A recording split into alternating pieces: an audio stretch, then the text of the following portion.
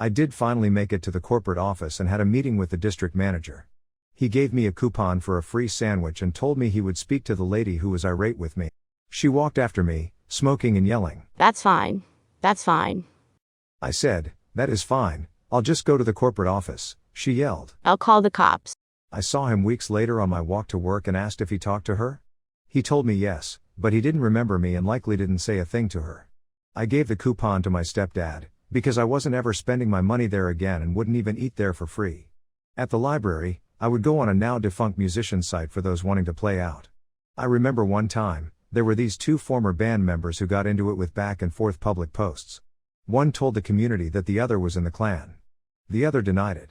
Then the other asked his former bandmate if he wanted him to send a Klansman to his house. Did they ever hear of private messaging?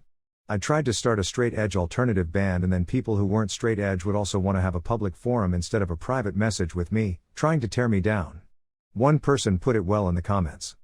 Ultimately, it's your band. I spent a lot of money on trademarking Dwell in Rebellion.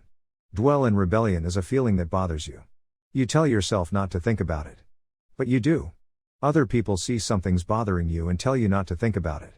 But you do, because that's all you can do. So you dwell in rebellion. When I got the letter from my attorney, my stepdad pushed me and asked, "You swing me, motherfucker." I just turned my head and asked, "What?"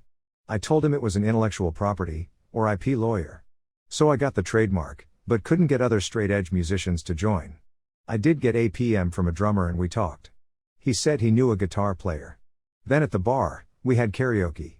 Our main bartender, Franny, was a God-gifted singer.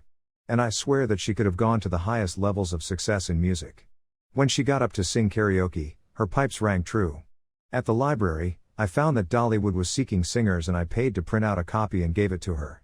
Unfortunately for Miss Parton, Franny smoked and was happy just being a mommy and a bartender, which was a loss for the whole world. Then one of the customers who wasn't a regular got up to sing. He too was phenomenal. So I took my shot and asked him if he might like to try to start this band with me. He gave me his number. I didn't have my own place, so I called and asked him if he would be interested in meeting me at the bar and listen to a few song ideas I had, down in the basement pool room. He agreed.